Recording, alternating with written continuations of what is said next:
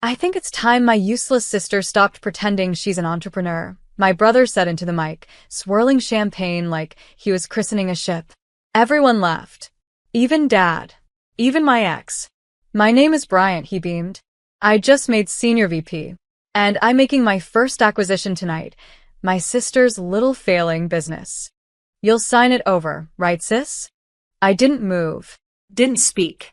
Just stood there in my thrifted black dress, holding a wrapped gift I'd spent 3 days making by hand, a carved wooden replica of the garage we used to play in as kids. I thought he'd appreciate it. My name is Claire, and from wherever you're watching this, stay with me. Have you ever been humiliated so quietly, so publicly, you couldn't even cry? They had it all planned. Dad nodded like a CEO, approving a merger. You'll finally have a stable life, honey, he said, like I was a child asking for crayons, not a woman who'd built something from nothing. The room was filled with clapping hands and expensive watches. My mother's portrait stared down at me from the mantel. She would have flipped that whole room upside down. She believed in me, but she died before I could show her the blueprint of my dreams. I left without a word, just slipped my gift onto the table and walked out. No one stopped me. No one followed. The air outside was cold and honest. I sat in my car, engine off, listening to my own breath shake in the silence. My failing company had paid for Dad's surgery last year. Brian didn't know. I never told him. I never told anyone. Because I don't build for applause. I build to survive. They thought they could humiliate me, then inherit what I made with my blood and insomnia. But that night, something broke in me. Or maybe something woke. Because the next morning, when they came to take over, the locks had changed. And the world they thought they owned was no longer theirs to conquer. They showed up at 9 a.m. sharp, Brian in his pressed navy suit, Dad in his golf cap and entitled stride, expecting keys, control, and coffee. But the front door wouldn't open. I watched from the second floor through tinted glass as Brian rattled the handle like it was broken. His voice grew louder, more irritated. Claire, open up. You're making this harder than it needs to be. My phone buzzed with his text. Let's be civil. We're doing you a favor. A favor? Like erasing years of sacrifice was a kind gesture. Like stealing someone's soul work was polite. I never responded. My name was never on the lease. On purpose. Because I'd learned early that men like Brian, golden boys who never failed, who never bled, only respected what they couldn't own. But the business license, patents, bank account? All mine. Hidden under layers he'd never think to look through. LLCs under maiden names. Clients who'd signed NDAs that even Dad couldn't break with his lawyer friends. And the building? I didn't own it. But Evelyn did. My mentor. My former professor. The woman who invested in me when I was broke, eating rice and expired peanut butter. And Evelyn had just one rule. Burn your bridges if the village is on fire. I saw them pacing now. Brian called the building manager. Dad called a lawyer. I called no one. Instead, I sent one email, short, sharp, strategic, to every one of my vendors, clients, and staff. Effective immediately. All correspondence regarding Claire West Studio will go through me only. Unauthorized persons approaching the premises are not part of this organization. They tried to act fast.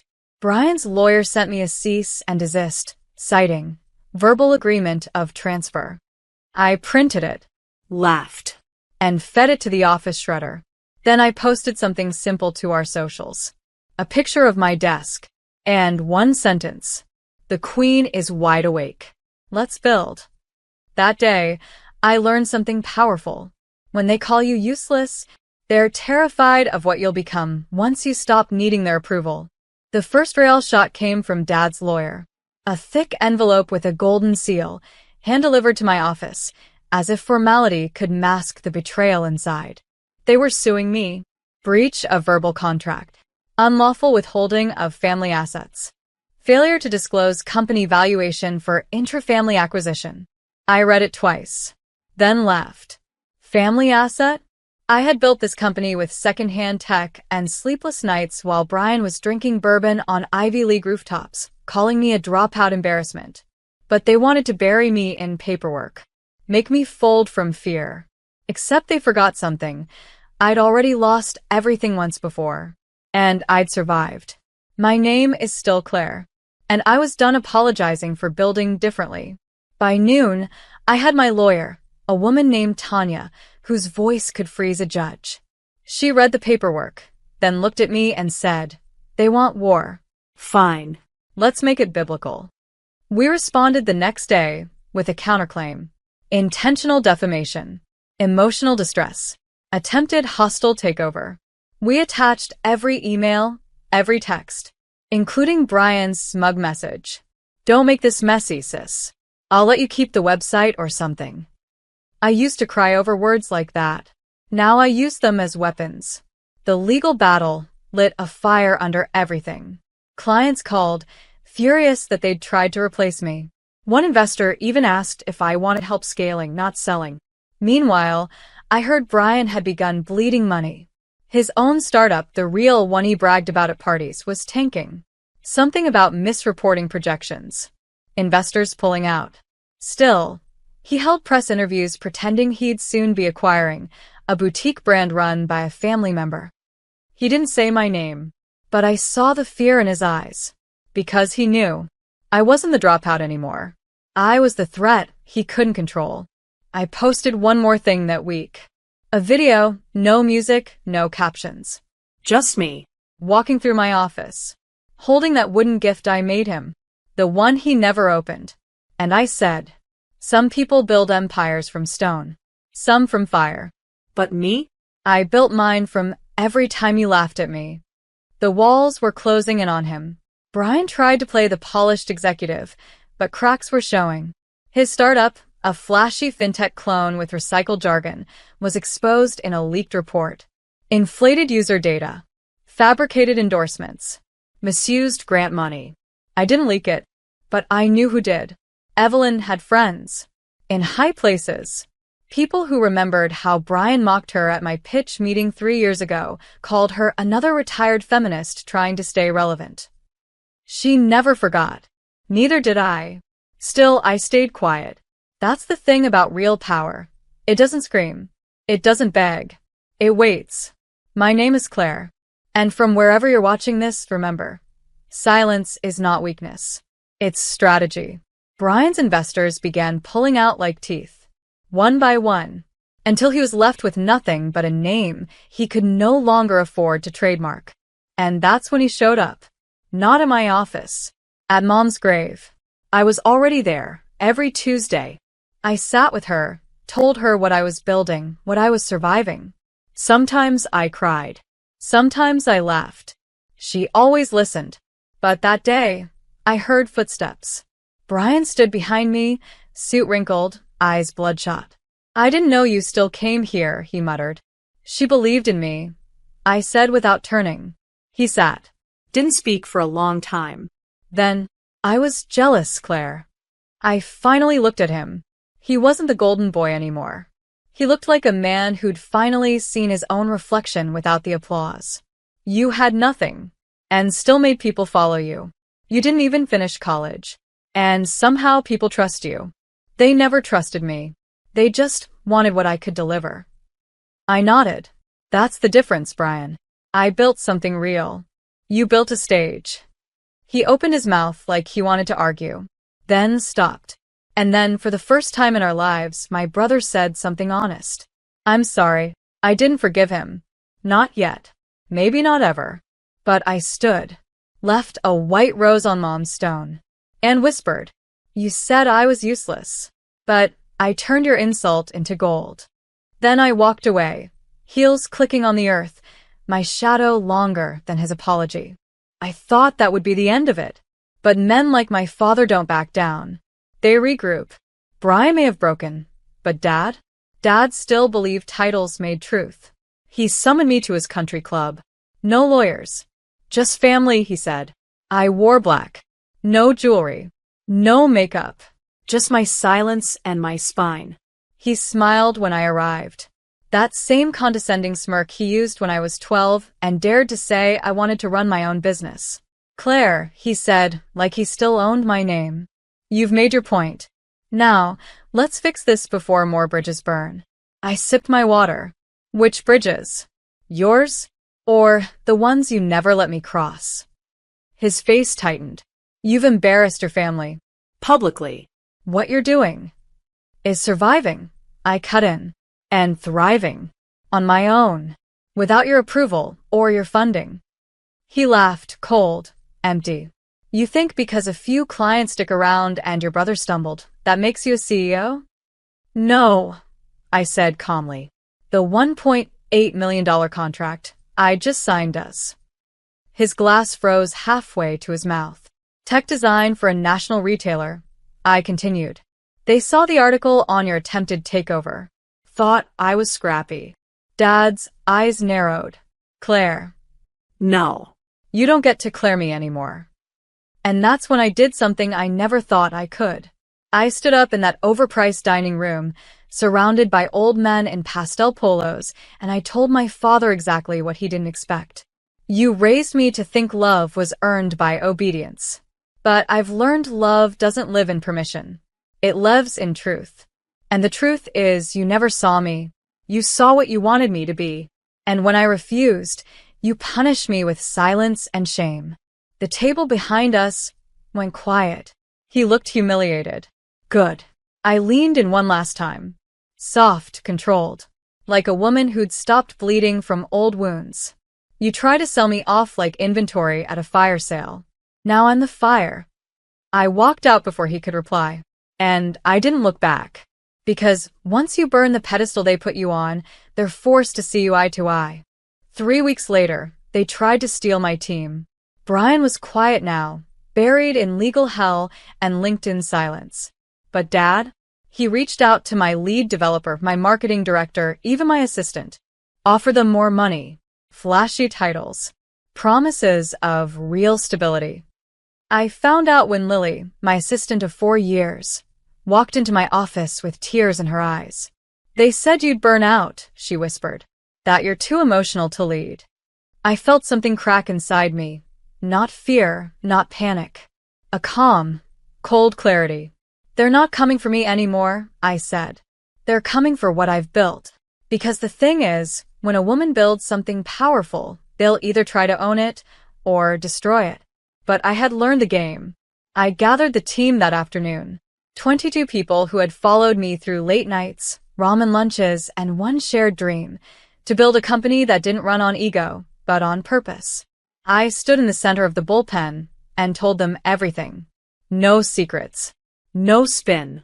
They're trying to buy what they couldn't break. If anyone here wants to go with them, I won't hold it against you. No one moved. Not one person. Lily stepped forward first. They don't understand something, Claire. We didn't join a company. We followed you. That night, I rewrote all their contracts. Equity shares. Profit bonuses. Not just promises. Power. Because loyalty should never be one-sided. The next morning, I made it public. A press release. Headlines in industry blogs. Female founder offers equity to entire team after attempted corporate sabotage. Startup CEO turns betrayal into expansion. The calls flooded in. I had to hire 2 receptionists just to keep up. And Dad? He sent a short, final email. You've made your decision. You'll regret it. I didn't reply. I was too busy doubling our revenue. They thought they could buy what I built. But I didn't build a business. I built a revolution. And you can't buy what was never for sale. I never planned to return home. But karma has a wicked sense of direction. It started with a phone call from my Aunt Janine, the one who never took sides but always had the family gossip. Claire, your dad's company is in trouble. I almost laughed. Apparently, his biggest client, an international logistics firm, had dropped him. Quietly. Swiftly. After a new digital platform made his services obsolete. A platform that just so happened to be ours. I didn't even know until Janine said the name. My team had onboarded them under a different branch of our firm. The deal had been signed 3 weeks earlier. He was bleeding cash. Laying off staff. Selling one of his vacation homes. I hung up the phone. And I sat in silence. I didn't feel triumph. Not yet. I felt still, like I was standing at the very top of a mountain no one believed I could climb. And then the email came. From Brian. Subject line: "Can we talk?" No arrogance. No demands. Just a calendar link and a 15-minute window. I accepted. Out of curiosity, more than anything. We met at a coffee shop, neutral ground. He looked like someone who had aged 10 years in 6 months. He didn't even order a drink. "I'm not here to ask for anything," he said. "I just wanted to say you were right." I waited. I built my life on other people's definitions of success. But you? You built your own. And when I tried to take it from you, you didn't just protect it, you grew it. I nodded. That's what women do. We survive the fire, then use the ashes to write blueprints. He smiled, tired but sincere. "Dad's selling the house. I don't think he'll say it, but I think he knows." "Knows what?" I asked. "That he bet on the wrong child." I left him at the table. No bitterness, no grand goodbye. Because my story wasn't about vengeance anymore. It was about reclamation. And for the first time, I felt the air shift, not in my favor, but in my ownership. They tried to write my ending, but I learned to hold the pen. Last week, I got an invitation. Thick cream envelope. Gold embossing. Formal font. "You are cordially invited to the retirement gala of Richard B. Langston, my father." I stared at it for a long time, not because I was surprised, but because it was the first thing he'd ever sent me that didn't come with instructions. Just an address. A date. And a line at the bottom. "Hope you'll come, Dad." Not Claire. Not "We'd be honored to have you." Just hope. I wore a crimson suit that night. No apologies in my posture. No fear in my heels. The ballroom was full of the same people who once called me the artsy one, the dropout, the embarrassment. Now they stared like they were watching someone walk out of a burning building with diamonds in her hands. I stood near the back. Then they called me up. He had done something no one expected, not even me.